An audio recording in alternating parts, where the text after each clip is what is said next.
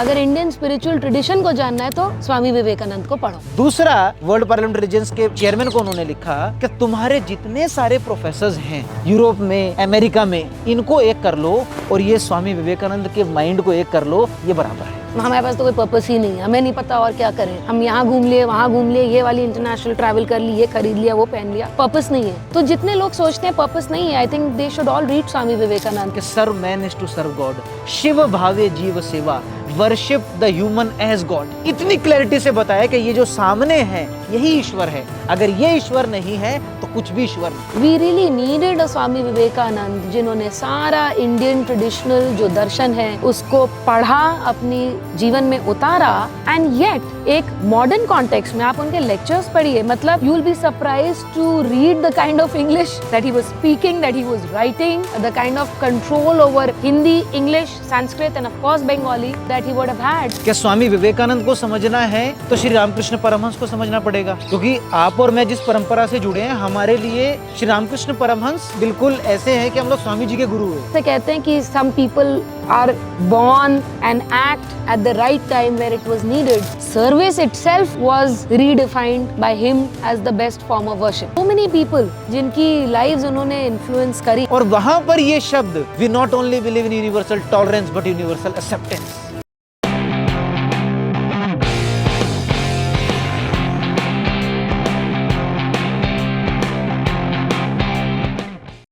A lot many of us have either heard or hopefully read about Swami Vivekanand. Whether it's ex-President Obama hailing Swamiji, or whether it is Prime Minister Narendra Modi meditating at the Vivekanand Rock. So for those of us who are really interested to know who was Swami Vivekanand, how did he shape the modern spiritual thought? How did he bring the traditional wisdoms, the traditional darshan of India, not just to the West, but reintroduced it to India in modern context? Join us on this journey. I am Dr. Ananya Avasthi. I am a public health researcher by profession, and I have also been a volunteer at the Vivekanand Kendra. And me and my colleague, Dr. Nikhil Yadav, who was a history student at the JNU, just finished his PhD, and we have volunteered at the Vivekanand Kendra. So we used to always talk about how about bringing what we have read, what we have learned to the youth today. Why is it that spiritual wisdom should be restricted to those reading long books? Why don't we make an effort to really try and first of all read, research and understand, and hopefully try and incorporate it in our lives? But how about taking some of these pearls of wisdom as we've understood with our understanding to you and to that youth which is interested in knowing who was Vivekanand, and how can knowing, learning and hopefully applying some of what Vivekanand taught to your life can really change the way you look at the world. So Nikhil, आप ये बताओ कि आपको नहीं लगता कि जो भी आपको या अनन्या को जानता है हमारे घर परिवार में, सोशल सर्कल में, इवन प्रोफेशनल सर्कल में, वो हर एक आदमी ये ज़रूर कहेगा कि कहीं ना कहीं उन्हें पता है कि हम स्वामी विवेकानंद जी से बहुत ही इंस्पायर्ड है। एंड आप तो इतने सालों से विवेकानंद केंद्र के लिए वॉलंटियर भी कर रहे हो। तो मेरे मन में ये सवाल उठता है, और अदर मुझसे ये सवाल काफ़ी पूछा जाता है कि ऐसी 2 या 3 क्या चीज़ें हैं about Swami Vivekanand which have really inspired me and impacted me. और मैं इस प्रश्न के बारे में बहुत सोचती भी हूँ। Why don't I ask you this कि अभी इतने साल वॉलंटियर करने के बाद अगर आपको किसी को बताना हो कि स्वामी विवेकानंद ने आपकी लाइफ कैसे चेंज की है, what would you say? जैसे वर्ड्स बहुत इम्पोर्टेंट रोल प्ले करते हैं किसी की भी लाइफ में, और वर्ड्स हमें कभी कभी बुरा भी फील करवाते हैं और कुछ हमारे लिए कोट्स बन जाते हैं। लेकिन उन वर्ड्स को अगर लाइफ बैकअप करे किसी की, मतलब उन्होंने अच्छे शब्द बोले या फेयरलेस शब्द बोले, कॉन्फिडेंट शब्द बोले, लेकिन एक कॉन्फिडेंट लाइफ भी जी, एक फेयरलेस लाइफ भी जी, तो शायद से हमें वो वर्ड्स ज़्यादा इम्पोर्टेंट हो जाते हैं हमारे लिए। तो मेरे लिए स्वामी विवेकानंद ऐसे ही थे। स्टार्टिंग तो जैसे आपको पता ही है कि कुछ कोट से ही शुरू होता है, क्या स्वामी विवेकानंद के बारे में हमने कुछ पढ़ा, और पहली वही क्या, arise awake and stop not till the goal is reached. So like in school you had read about Swami Vivekanand? हाँ। मेरे फादर ने मुझे एक 3 रुपीज़ की एक कोटेशन वाली बुक ही ला के दी थी। हाँ। वो हिंदी में थी, और वो उन्होंने दी थी, और उसके आगे स्वामी जी और पीछे हिमालय, ऐसा एक फ़ोटो था। तो तब तो मैंने कुछ कोटेशंस पढ़े थे, और बाद में जैसे कुछ प्रोग्राम्स में हम जाते थे तो वहाँ पर स्वामी जी के कोट्स, APJ अब्दुल कलाम जी के कोट्स, ऐसे कोट्स होते थे। और स्वामी जी का ये कोट क्या, उठो जागो और लक्ष्य प्राप्ति तक रुको मत, उत्तिष्ठित जागृत प्राप्य वरा निबोधित, तो ये बड़ा कैच करता था। लेकिन तब भी बड़ा इतना क्लियर नहीं था क्या ये मतलब गोल क्या है। What does it really mean? हाँ, क्या अराइज अवेक मतलब कितना, मतलब एक पावरफुल थॉट है। और स्वामी जी भी एक पावरफुल, उनका चेहरा तो सामने उस कोट के रहता ही था। तो वहाँ से जर्नी धीरे धीरे शुरू हुई। और जब हम विवेकानंद केंद्र में एज अ वॉलंटियर, जब हमें इससे परिचय हुआ, और उस कैंप में आप भी थे, हाँ, 2016 दिसंबर, और आपका हार्वर्ड से आना और उस कैंप में जुड़ना शायद से इसमें और एक अलग दृष्टिकोण भी दे पाएगा इस चर्चा में। क्योंकि हमारे लिए ऐसा था कि हम थोड़ा थोड़ा स्वामी जी को जान रहे थे, और फिर जब उनके शब्दों के बाद उनकी जीवनी भी पता लगी, उनकी लाइफ पता लगी, तब हमको लगा क्या यार ये व्यक्ति तो कुछ अलग है।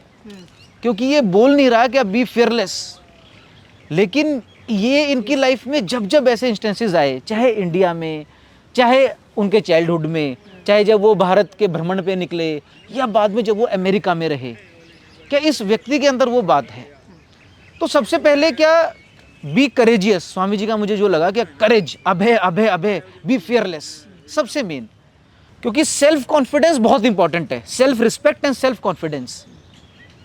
इनसिक्योरिटी व्यक्ति को अलग अलग फॉर्मेट्स में अंदर से कमज़ोर करती है, खोखला कर देती है। चाहे वो एकेडमिक्स वाला जीवन हो, एज ए कॉलेज स्टूडेंट हम जाते हों, या अलग अलग प्रोफेशंस में, एक चीज़ हमें जो फील होती है कि इनसिक्योरिटी व्यक्ति को बहुत कमज़ोर करती है। तो सेल्फ कॉन्फिडेंस, वो भी आंतरिक, बाह्य नहीं, इंटरनल, एक्सटर्नल नहीं, जो स्वामी जी के अंदर था। और तीसरा और सबसे इंपॉर्टेंट, अकाउंटेबिलिटी।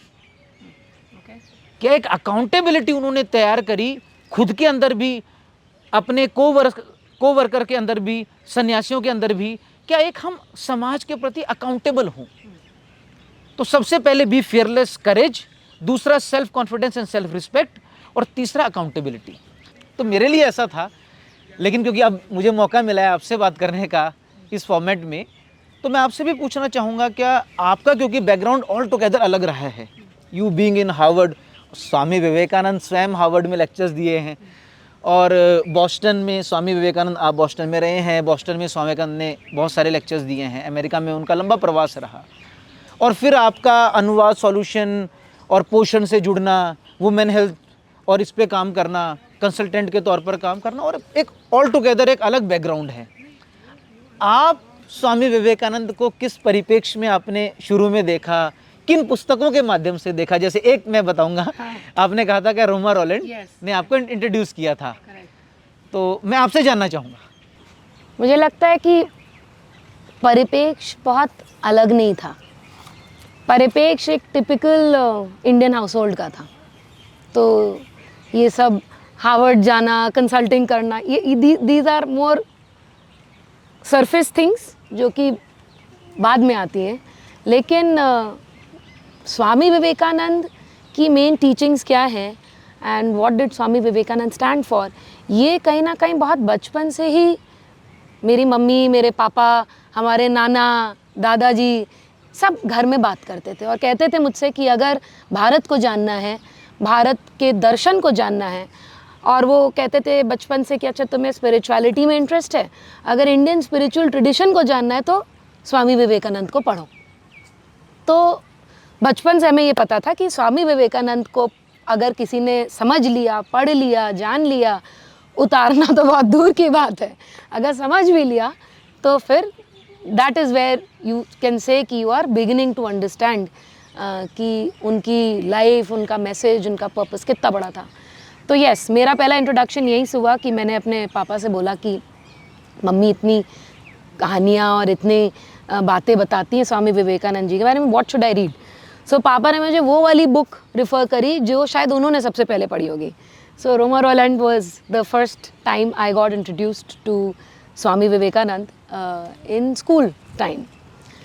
एंड जो मुझे मेन मैसेज समझ में आया उस टाइम पर, in a standard 10th, and I'm sure everybody who's listening to this probably might be older, एक बात जो मुझे एकदम सटीक समझ में आई, जो निकल कर आती है, which is I would say very which is probably was the biggest revelation for me, कि स्वामी विवेकानंद ने बोला कि असली पूजा और असली वर्शिप के क्या मायने हैं, और असली पूजा, असली वर्शिप के उन्होंने जो मायने रखे वो ये रखे कि दूसरों की लिए सेवा, service itself was redefined by him as the best form of worship.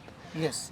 And if you read Swami Vivekanand more, if people who are listening to this understand Vedantic frameworks, जहाँ पर everyone is considered part of the same larger whole, तो फिर service to another person, another jeev, another animal, another plant, your environment, essentially becomes service to the larger energy and to the larger God.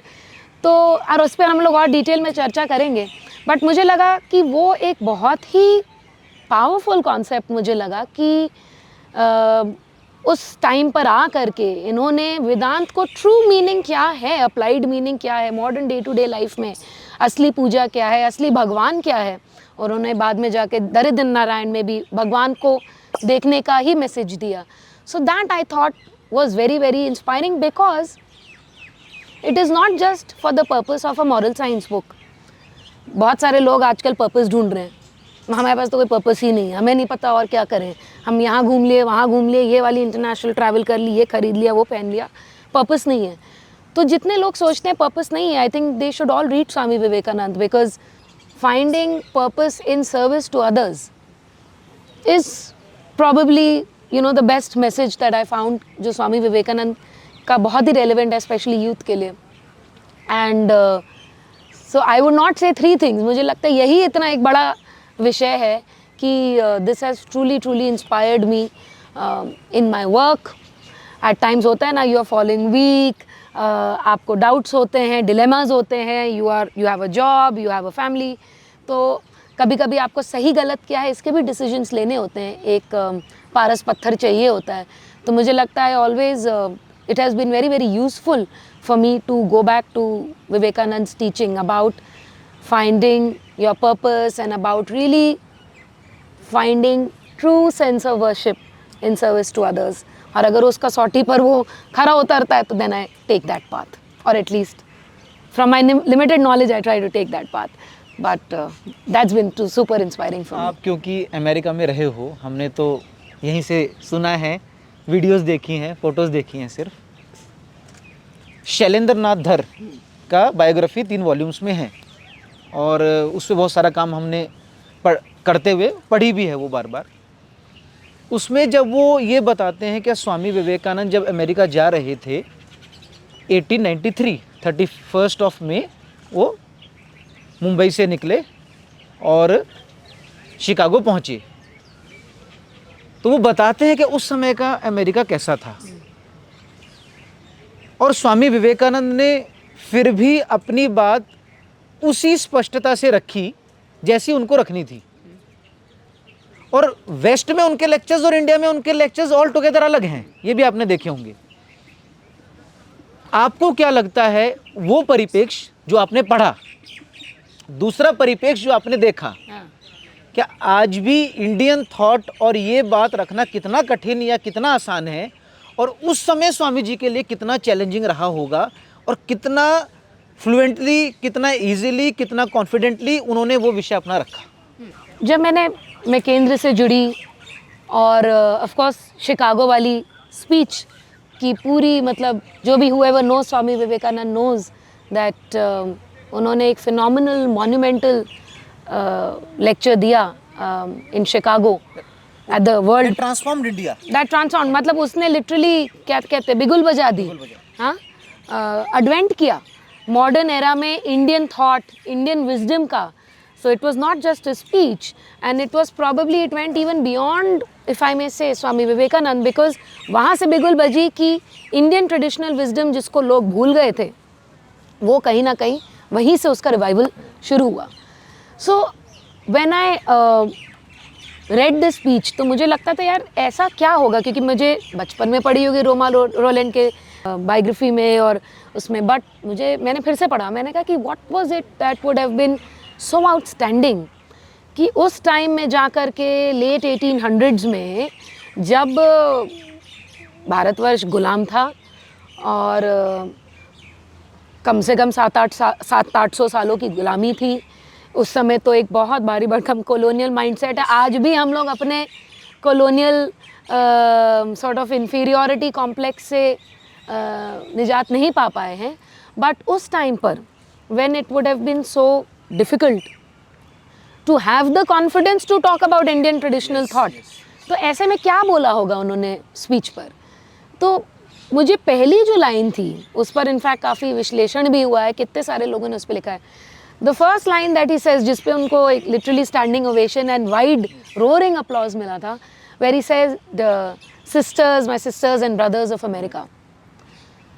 तो वो मुझे, और उसके बारे में जब मैंने पूरा एनालिसिस पढ़ा तो मुझे लगा it was not just a greeting like हम लोग कहते हैं, hey ladies and gentleman, girls and boys, you know, I am Ananya signing in here. नहीं, it was not a greeting.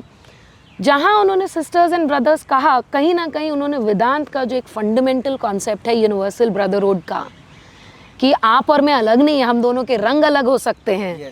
हमारी per capita you know GDP और purchasing power parity आपसे you know 1/10 हो सकती है. हम लोग हज़ारों किलोमीटर की दूरी, कॉन्टिनेंटल दूरी भी हो सकती है. सोशियो कल्चरल कॉन्टेक्स्ट अलग हो सकते हैं, रिलीजन अलग हो सकता है, कल्चरल थॉट अलग हो सकता है, लेकिन yet you are my sister and brother. So I thought that was and उसके बारे में देखा है हमने कि अगले उसी हफ्ते, अगले दिन सारे अमेरिकन न्यूज़पेपर्स में कैसे छपा. He became a celebrity altogether. उसमें कहा है कि he became a celebrity overnight.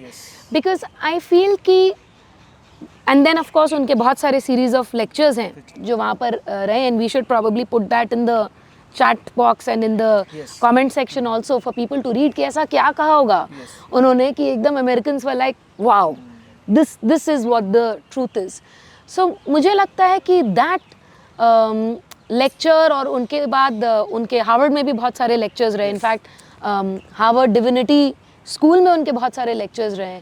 मुझे लगता है कि एकदम जैसे कहते हैं कि some people are born and act at the right time where it was needed. जब इंडियंस की एक सेल्फ इमेज एकदम लो थी, हम लोग गुलाम थे, इकोनॉमिकली डिप्राइव थे, पॉलिटिकली भी, सोशली भी इतना डिवाइडेड थे, पॉलिटिकली वीक थे, स्वराज की भी मांग उस समय तक शुरू नहीं हुई थी.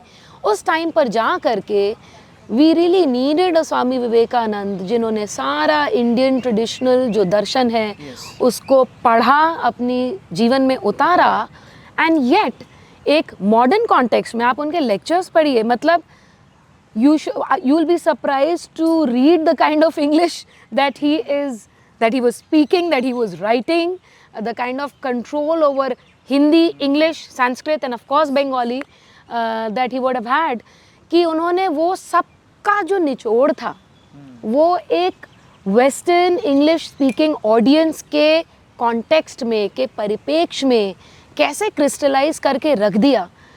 तो उससे एक बहुत बड़ी चीज़ ये प्रूव हुई कि this is a universal message. आज एक इंडियन जो हार्वर्ड में पढ़ने जाता है in Boston, I don't think वो अपने आप को कुछ कम समझ के जाता है. पहले जाता हूँ, एटलीस्ट मैं तो नहीं ऐसा सोच करके गई थी, क्योंकि अब बहुत समय बदल गया. अभी आप यूएस में देख रहे हैं क्या चल रहा है, so at times we feel कि probably we are better off. तो और India with the third largest GDP almost from purchasing power parity, अब तो हम बहुत कंपेरेबल हो गए हैं.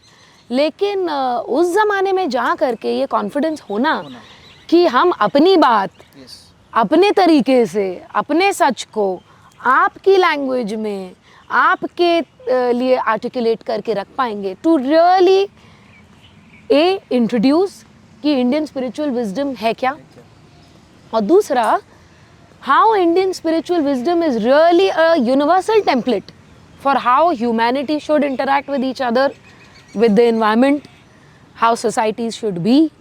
And again, coming back to the concept of service, what should be the purpose in life, and what does Swami ji ने कहा है ना कि each soul is potentially divine. Yes. Each soul is potentially divine is a timeless wisdom जो कि सारे barriers को तोड़ देता है, सारे बैरियर्स को, वो रेशियल हो, हम लोग आजकल सोशलिस्ट थ्योरीज बहुत सारी हैं, जेंडर के लिए अलग है, रेसिज्म के लिए अलग है, सोशल सिस्टम्स के लिए अलग है, हाँ, कास्ट सिस्टम के लिए अलग है, आजकल वोकिज्म भी आ गया उसमें, there are so many isms. But अगर वेदांत को आप पढ़ने लगें और यूनिवर्सल डॉक्ट्राइन्स स्वामी जी के थ्रू समझें, because he is really essentially talking about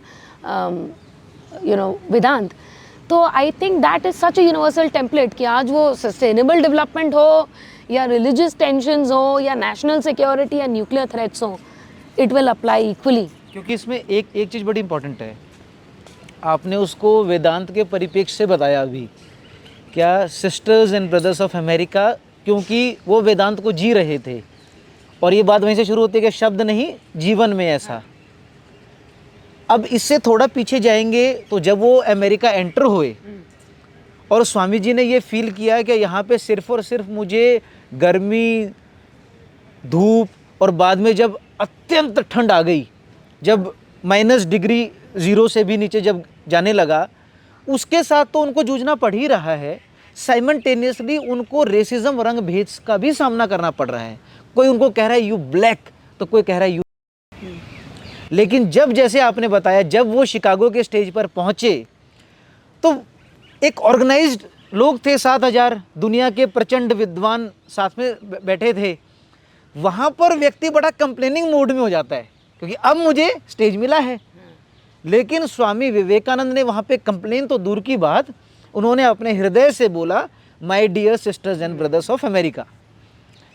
speech का इस वाले पार्ट के ऊपर मैं आपका दृष्टिकोण थोड़ा सा और ज़्यादा जानना चाहूँगा. जब वो ये कहते हैं, we not only believe in universal tolerance but universal acceptance, ये कैसे सब चीज़ों को ट्रांसफॉर्म करता है? क्योंकि वहाँ आप जानती हैं क्या, 1492 में कोलंबस अमेरिका को डिस्कवर करते हैं, उसके 400 वर्ष पूर्ण हो रहे थे. 1492 1892 उसके 400 वर्ष पूर्ण हो रहे हैं, इसलिए ये वर्ल्ड पार्लियामेंट ऑफ रिलीजन्स बुलाई जा रही है.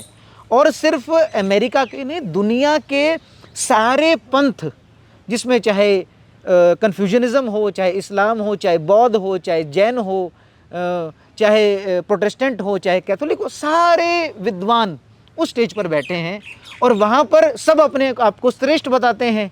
और वहाँ पर ये शब्द, क्या we not only believe in universal tolerance but universal acceptance, ये कैसे मतलब होता है, वो कैसे बोल पाए, और मतलब किस परिप्रेक्ष्य में हम इस चीज़ को समझ पाएंगे? अब देखिए, स्वामी विवेकानंद जी तो वो तो सिद्धात्मा थे. Yes. ठीक है, तो इस क्वेश्चन का आंसर मैं ऐसे नहीं दूंगी कि उन्होंने क्या सोच के या क्या उसका ट्रू मीनिंग रहा होगा. लेकिन जो मुझे समझ में आया कि जब हम कहते हैं कि, क्योंकि बड़े सारे आजकल पॉलिटिकल नैरेटिव्स भी चलते हैं कि इंडिया में इतनी रिलीजियस टेंशन्स हैं, इतनी सोशल टेंशन्स हैं, होली नमाज के साथ नहीं हो सकती, कोई कास्ट किसी से लड़ रही है, नॉर्थ और साउथ उसमें लड़ रहे हैं, तमिल हिंदी से लड़ रही है. सो आई थिंक उस कॉन्टेक्स्ट में ये बात बहुत ज़रूरी है समझनी कि when you see some select international media outlets singling out India कि भाई यहाँ पर तो रिलीजियस सोशल डिवाइड इतना ज़्यादा है कि भाई these people don't know how to live together in harmony.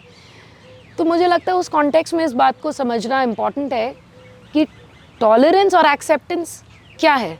Tolerance ये है, हाँ भाई आप इस रेस के हो, आप इस कास्ट के हो, आप इस रिलीजन के हो, आप इस सेक्ट के हो, आप इस कॉन्टिनेंट के हो, हाँ आप इस अब तो इकोनॉमिक क्लास के हो, आप इस जेंडर के हो, तो भाई हाँ ठीक है, अब हम आपको टॉलरेट कर लेंगे.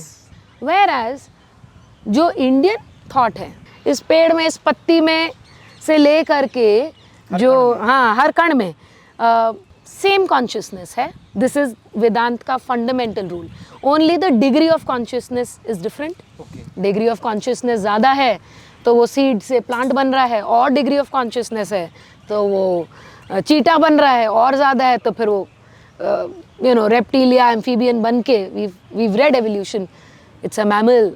और ज़्यादा कॉन्शियसनेस है तो वो ह्यूमन बनता है. तभी हम लोग कहते हैं ना कि भाई हम में और जानवरों में ये फ़र्क है. There is a greater degree of consciousness. उसी के बारे में this is why we are trying to understand what were the pearls of wisdom that Indian thought had, जो कि Swami Vivekananda articulated so well.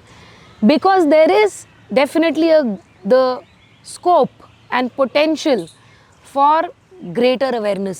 Yes. And what is greater awareness? Larger awareness that everything is one.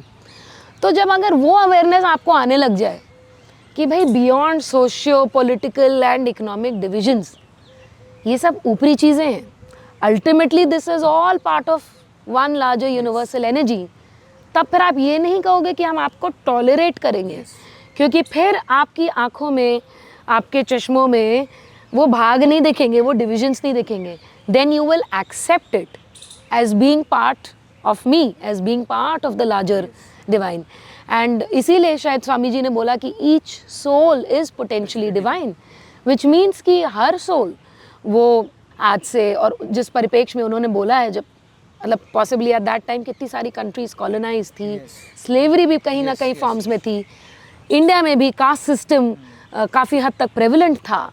And so he was giving, I would say कि अगर if one is a true socialist, he was giving a totally socialistic message कि whether you are a slave, or whether you are a king, or whether you are a woman, whether you do a parda or not, whether you know English or Hindi or any other language, आप सब में ये potential है कि आप अपनी divinity को explore करें. इसमें एक और परिप्रेक्ष्य मैं आपसे जानना चाहूँगा, और ये मतलब स्वामी जी इसको कंटिन्यू करते भी हैं. इससे पहले ये बताइए कि I would like you to share this, कि जब मैंने पढ़ना शुरू किया कि अच्छा स्वामी जी शिकागो गए, तो मैं ढूंढ रही थी कि शिकागो में भाई कौन इतना इंटेलिजेंट आदमी था जिन्होंने स्वामी जी को स्पॉट किया होगा और बुलाया होगा. हाँ, क्योंकि मुझे लगता था कि भाई वर्ल्ड पार्लियामेंट ऑफ रिलीजन्स हो रही थी, तो पता नहीं American, I think American are good researchers, तो मुझे लगा कि कौन रहा होगा जिसने जो है ढूंढा होगा कि भाई वेदांत पे कौन काम कर रहा है और उसको बुलाया होगा. एंड ऑफ कोर्स जब मैंने स्वामी जी के बारे में पढ़ा तो मैंने रियलाइज़ किया कि वो कहानी बहुत ही अलग थी. तो आई थिंक वो उस कहानी को, उस जर्नी को समझना भी बड़ा इम्पोर्टेंट है. स्वामी विवेकानंद जब भारत भ्रमण पे निकले थे तो गुजरात के काठियावाड़ में पहली बार उनको ये जानकारी मिली क्या कोई वर्ल्ड पार्लियामेंट ऑफ रिलीजन्स हो रहा है. नहीं, तो इस समय तक Swami ji, how old was he? Around 28. And थोड़ा सा पीछे जाते हैं, स्वामी जी मतलब आई थिंक इंटरेस्टिंग होगा ये जानना कि स्वामी जी ने क्या क्या पढ़ाई करी, what was his educational background. And मतलब 28 साल की उम्र में हैड ही, मतलब क्या उन्होंने अपना घर बार पूरा छोड़ कर, इवन 2 साल पहले ही हाँ. Swami Vivekananda Presidency college, Scottish church college में पढ़े, और western logic, Indian logic, western science, Indian science, western history, Indian history के ज्ञाता हैं. जिम्नेजियम में जाते हैं और Hume, Spencer, Kant, Darwin, Mill, इनको पढ़ते हैं. और मनुष्य को मनुष्य नहीं समझते. क्यों नहीं समझते? क्योंकि वो जानने की कोशिश करते थे, मानने की नहीं. क्योंकि जो उनको बोल दे और वो मान ले तो वो विवेकानंद कैसा. यहाँ पर बड़ा एक इम्पॉर्टेंट पॉइंट है. उसी समय मुझे लगता है, एक going back to that point, कि why Swami Vivekananda not only made sense to the Americans back then and to Europe, and then of course बाहर जब कुछ प्रूव हो जाता है इंडिया में तो फिर इंडियंस को भी समझ में आने लगता है. लेकिन आज भी हम लोग यहाँ बैठ करके स्वामी जी की बात कर रहे हैं. लेट 1800s में सो कॉल्ड जो वेस्टर्न, मतलब उसको वेस्टर्न एट्रीब्यूशन दिया जाता है, so called scientific method of inquiry became very very popular, जहाँ पर इन्वेस्टिगेटिव लाइन ऑफ इंक्वायरी थी. हर चीज़ को आप एक लीनियर लॉजिक के थ्रू लगाइए.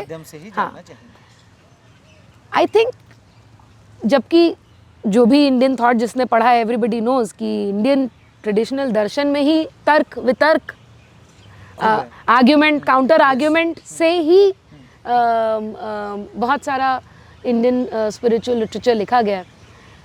सो I think one of the reasons उनकी जो उस समय फॉर्मल एजुकेशन भी रही और एटलीस्ट उन्होंने जिस तरह से उसको आर्टिकुलेट भी किया, द फैक्ट कि वो हर चीज़ को लॉजिकली ऑनेस्टली भी इवेलुएट कर रहे थे, आई think that has had a big impact. हाँ, बड़ा इम्पैक्ट रहा on why it makes sense to listen to Swami Vivekananda. क्योंकि ये जो प्रश्न जैसे आपने कहा कि उन्होंने अपने गुरु से पूछा, ये उन्होंने रविंद्रनाथ टैगोर के फादर देवेंद्रनाथ टैगोर से भी पूछा था. अच्छा. तो ये प्रश्न उन्होंने बड़ा डायरेक्टली उनसे पूछा कि क्या आपने ईश्वर को देखा है. तो देवेंद्रनाथ टैगोर ने बोला कि नहीं, मैंने तो नहीं देखा है, लेकिन तुम्हें देख के मुझे लग रहा है कि तुम जरूर देख लोगे. क्या दक्षिणेश्वर में एक सन्यासी रहते हैं, वहाँ पे एक संत रहते हैं श्री रामकृष्ण परमहंस, उनसे जाके मिलो.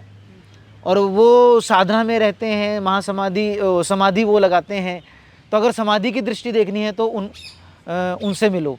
और जैसे आपने कहा कि इतना क्लैरिटी से वो इतना पास से जब अपने, और उस समय तो गुरु नहीं, और जिन श्री रामकृष्ण परमहंस को हम कैसे समझें.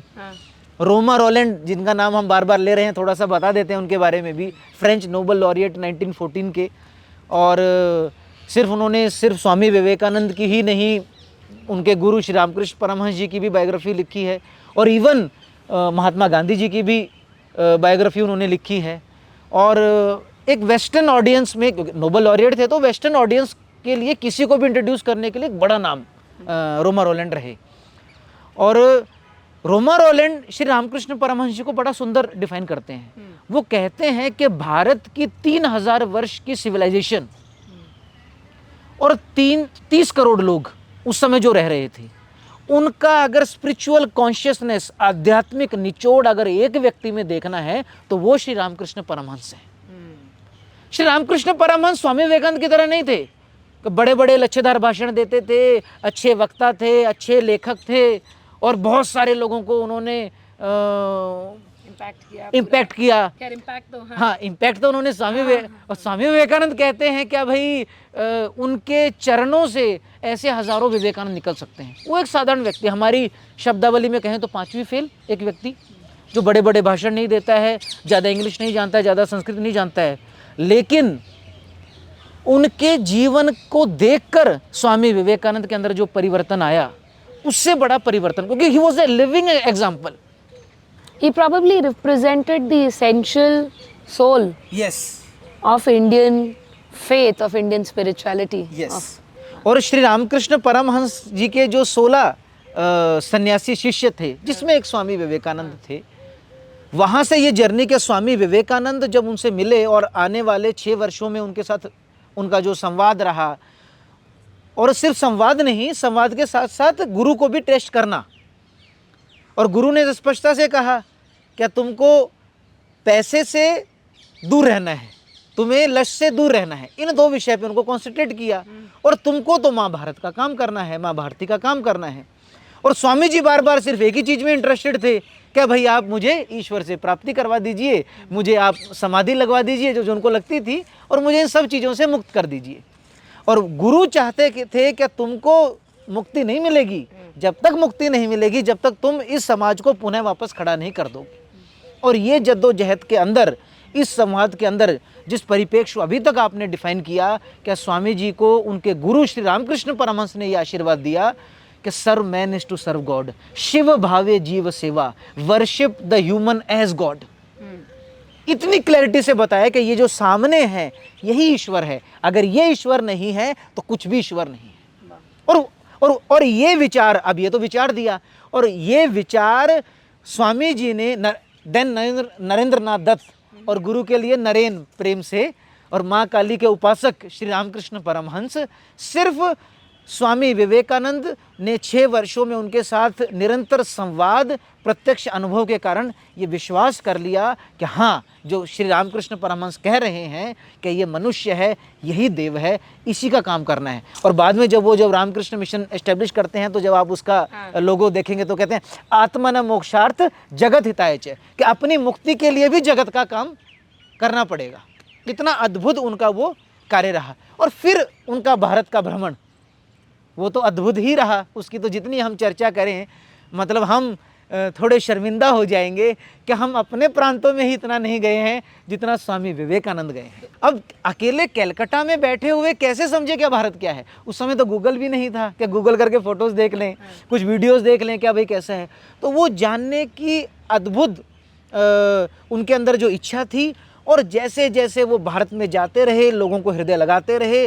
और आप देखिए कि नरेंद्र नाथ दत्त जो बाद में विविदिशानंद बने, जब उन्होंने अपना सन्यासी ट्रेडिशन नाम बदला, और कहाँ उनको नाम मिलता है विवेकानंद राजस्थान में, कहाँ उनको शिकागो के बारे में पता लगता है। है कि जैसा मैंने कहा ना, for naive person like me, मुझे लगा भाई कौन था वो अमेरिकन रिसर्चर या वर्ल्ड पार्लियामेंट ऑफ रिलीजन्स का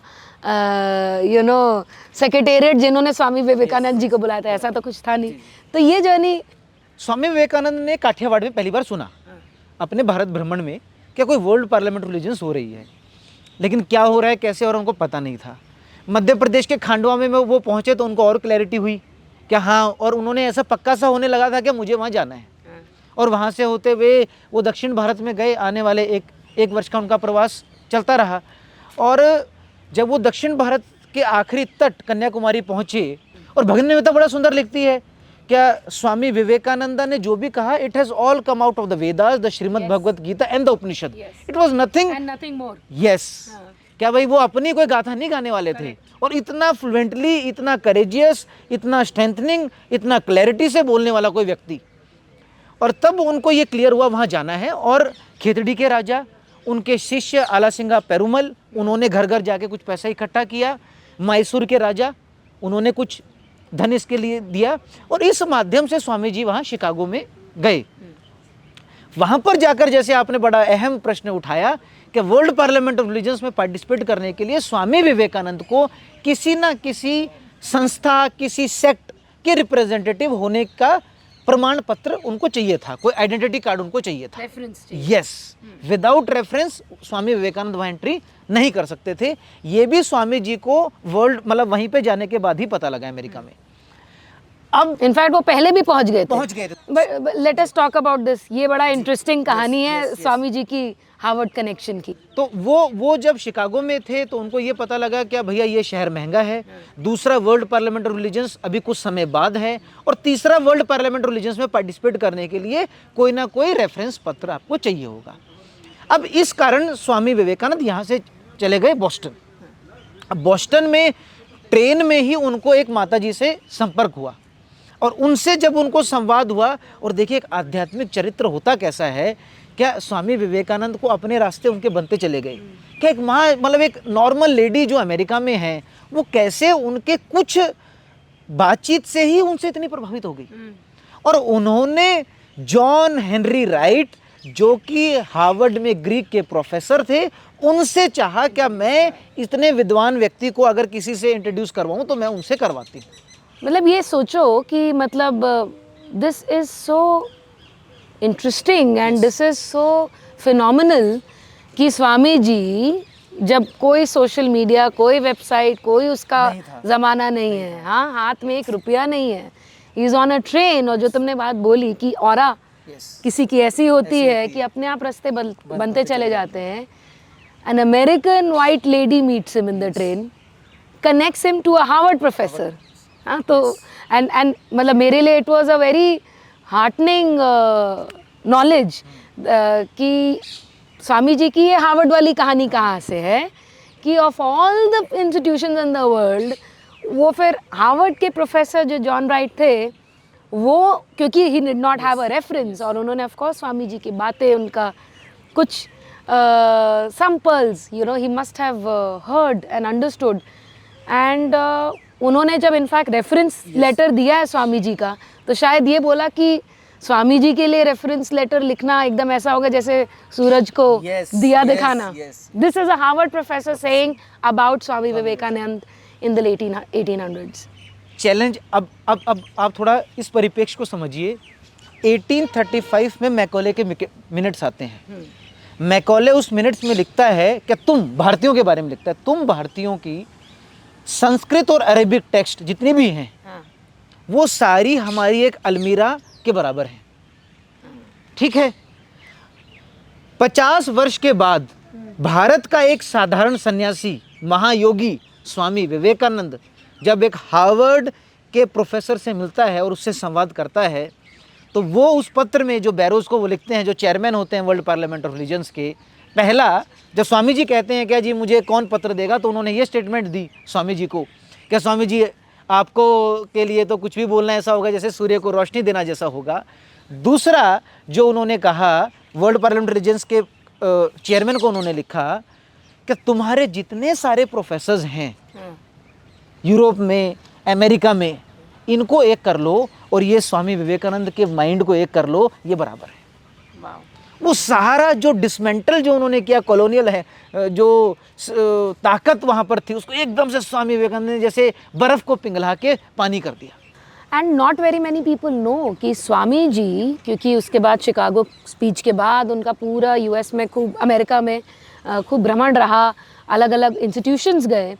बहुत कम लोगों को ये पता है कि, मतलब मुझे भी उन पर रिसर्च करते हुए पता चला कि he was offered to become a professor at Harvard and also at Columbia. And उस ज़माने में आप सोचिए, मतलब आज मुझे कोई कहता चलो भाई हार्वर्ड में प्रोफेसर बन जाओ, I'll have a very tough time saying no to it. But क्या रहे होंगे स्वामी विवेकानंद कि वहाँ गए, वर्ल्ड पार्लियामेंट ऑफ रिलीजन्स में अपनी बात रखी, वेदांत को मॉडर्न कॉन्टेक्स्ट में उसका एडवेंट कर दिया, इंट्रोड्यूस करा दिया, not just to the Americans but कहीं ना कहीं to the entire modern era. और हार्वर्ड जाते हैं, हार्वर्ड डिविनिटी स्कूल में, एंड मैं तो वहाँ रही हूँ, तो मुझे हार्वर्ड डिविनिटी स्कूल के लिए बड़ा ये लगता था कि अच्छा यहाँ पर मतलब बड़ा विचार विमर्श होता है कि स्पिरिचुअल रिलीजियस थॉट क्या है वर्ल्ड का।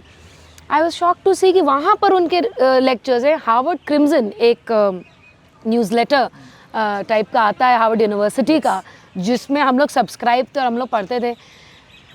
While doing research with you I realise कि हार्वर्ड क्रिम्सन में स्वामी जी के आर्काइव्स में हम जाएंगे पीछे पीछे, तो we should put that in the comment box. मतलब आई वाज लाइक कि उस ज़माने में हार्वर्ड यूनिवर्सिटी के न्यूज़लेटर में they are talking about Swami ji, and not just that, they offered him the position of a professor, which he of course rejected. But what a person, and I think it also goes beyond that person. जो बात हुई, he was representing all that the Indian wisdom really stands for, and that क्योंकि उनको, मुझे ऐसा लगता है क्या शायद से उनको अमेरिका में कभी भी वो भारत को भूल नहीं पाए, क्योंकि आप भी जानती हैं उस समय के बिल गेट्स और एलन मास्क, रॉकफेलर से तो Swami ji had a personal interaction, one on one interaction, और उन्होंने भी स्वामी जी ने उनको प्रेरित किया क्या तुम किसी सोशल काम में भी जुड़ो। और वो उनको चेक दिखाने और देने लगे स्वामी विवेकानंद को। निकोला टेस्ला उनकी क्लासेस को अटेंड करते थे। और सिस्टर क्रिस्टीन कितना सुंदर लिखती है कि millionaires and billionaires were happy to sit on the feet of Swami Vivekananda only to learn Srimad Bhagavad Gita, only to learn Upanishads, only to learn Vedas. तो इतना सारा क्या, मतलब स्वामी विवेकानंद ने पूरा उनको ट्रांसफॉर्म कर दिया और भारत की बात उनके शब्दों में अपनी प्रामाणिकता से उनको बताया। और जब उनको ये तालियां मिली, और एक एक लेक्चर के लिए कहीं कोई 2700 रुपया दे रहे हैं, $2700 पाउंड्स और डॉलर्स उनके ऊपर छिड़के जा रहे थे। लेकिन उन स्वामी विवेकानंद को बार बार ये ध्यान में आ रहा था कि मेरे उस समय के मद्रास चेन्नई में क्या हो रहा है, मेरे उस समय के अल्मोड़ा में क्या हो रहा है, मेरे उस समय के प्रयागराज में क्या हो रहा है, मेरे उस समय के कलकत्ता में क्या हो रहा है। और जब वो वापस आते हैं तो फिर अपनी पूरी भारत की यात्रा इस तरफ से शुरू करते हैं।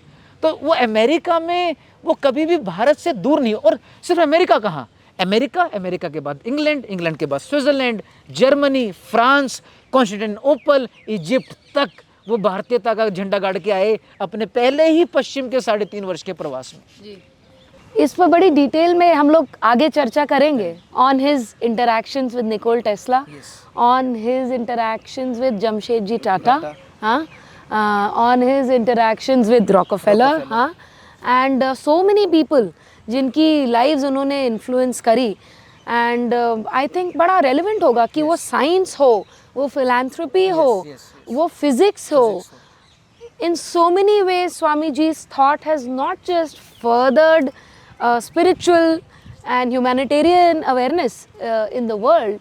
क्यों ओबामा भी यस हाँ कहता है कि he is proud to belong to Chicago, जहाँ पर स्वामी जी ने आकर के क्या मैसेज दिया। तो मुझे लगता है कि हम लोग इस जर्नी पर आगे चलते हैं एंड कोशिश करते हैं कि जो ये तो हमने बात करी कि what is that initial impression, हाँ, जो हम लोग को स्वामी जी के बारे में था, समझ में आया, बट फिर इसके बाद फिर हम लोग let us discuss in detail, और डिटेल में चर्चा करेंगे कि स्वामी जी ने ऐसा क्या सिखाया, ऐसा क्या बताया और ऐसा क्या अपने जीवन में खुद उतारा, जिसको देख करके, जिसको समझ के, जिसको पढ़ करके, वो टेस्ला हो, रॉकफेलर हो, टाटा हो, वेदांत सोसाइटी ऑफ न्यूयॉर्क हो, इंडिया हो, इंडियन फ्रीडम मूवमेंट हो, आने वाले टाइम में नेताजी सुभाष चंद्र बोस हो, गांधी हो, नेहरू हो, इंदिरा गांधी हो, पीएम मोदी भी जा कर के जो है अल्टीमेटली कहीं ना कहीं कहते हैं सन्यासी बनने वाले थे और वहाँ से उनको मार्ग मिलता है कि आपको प्रचारक बनना है। एकदम। So this is I feel innocent and a selfless initiative हम दोनों का, कि हम लोग ने जितना समझा है स्वामी विवेकानंद को, जितना, और निखिल जी ने तो इस पर बड़ी रिसर्च की, उनको तो सारे फैक्ट्स, डेटा सब याद रहते हैं, और वो इतने सालों से विवेकानंद केंद्र के लिए वॉलंटियर भी कर रहे हैं। ऐसे कौन कौन से पहलू हैं स्वामी जी के लाइफ के बारे में, उनके बचपन से लेकर उनके कॉलेज डेज से लेकर ब्रह्मो समाज का इन्फ्लुएंस, उसके बाद फिर अपने गुरु से मिलना से लेकर के जब उन्होंने अपना घर बार पूरी एक वर्ल्डली लाइफ छोड़ी, हमने कुछ बात करी है कि देश में कहाँ कहाँ भ्रमण किया, कैसे उनको क्या मैसेज समझ में आया, क्या उनको अपना पर्पस लगा, किस चीज़ को उन्होंने अपनी मुक्ति माना, और फिर उसके बाद एसेंशली उन्होंने क्या मैसेजेस दिए जो कि आज के भी परिप्रेक्ष्य में यूथ के लिए और सबके लिए across race, gender, continent relevant है। Let us get on this journey and see कि हम लोग कुछ कुछ ऐसे पहलू लेकर आ पाए, क्योंकि एक एक कहानी बड़ी इम्पोर्टेंट है। जैसे एक परिप्रेक्ष्य है कि स्वामी विवेकानंद को समझना है तो श्री रामकृष्ण परमहंस को समझना पड़ेगा, क्योंकि आप और मैं जिस परंपरा से जुड़े हैं, हमारे लिए श्री रामकृष्ण परमहंस बिल्कुल ऐसे हैं कि हम लोग स्वामी जी के गुरु हुए। और फिर आपने भगनेवता पे बहुत सारा काम किया है, लेक्चर्स दिए हैं, कैसे उन्होंने स्कूल फॉर्म किया, तो फिर भगनेवेता हैं, फिर स्वामी विवेकानंद के 16 गुरु भाई, श्री रामकृष्ण परमहंस के 16 शिष्य, माँ शारदा, और फिर ये सारी मूवमेंट के स्वामी जी का प्रत्यक्ष अनुभव जो हमें दिखता है वो नेताजी सुभाष चंद्र बोस से लेके, गांधी जी से लेके, सावरकर जी से लेकर आज प्रधानमंत्री नरेंद्र मोदी जी तक दिख रहा है। तो ये पूरी मूवमेंट को समझना पड़ेगा, क्योंकि ये अलग अलग फैक्शंस में हम देखते हैं तो हम ये आइडियोलॉजिकल डिवाइड्स और ये सारी प्रॉब्लम्स को हम लोग अलग परिप्रेक्ष्य देखते हैं। और इस सारी जर्नी में सबसे इम्पोर्टेंट ये है, और ये हम पूछना भी चाहते हैं, क्या कैसे बनते हैं कोई नरेंद्र नाथ दत्त से Vivekananda? What does it take to be a स्वामी विवेकानंदा? क्या माँ के स्पर्श से, क्या माँ ने जो उनको उपनिषद, महाभारत और रामायण की कहानियाँ बताई वहाँ से, या फिर श्री रामकृष्ण परमहंस जैसे गुरु के मिलने से, या फिर भारत के भ्रमण पर निकलने से, या फिर कन्याकुमारी में उस चट्टान पे बैठकर साधना करने से, या फिर अमेरिका में जाके भाषण देने से? कैसे बनता है कोई नरेंद्र नाथ दत्त से विवेकानंद? तो ये जर्नी बहुत इम्पोर्टेंट है।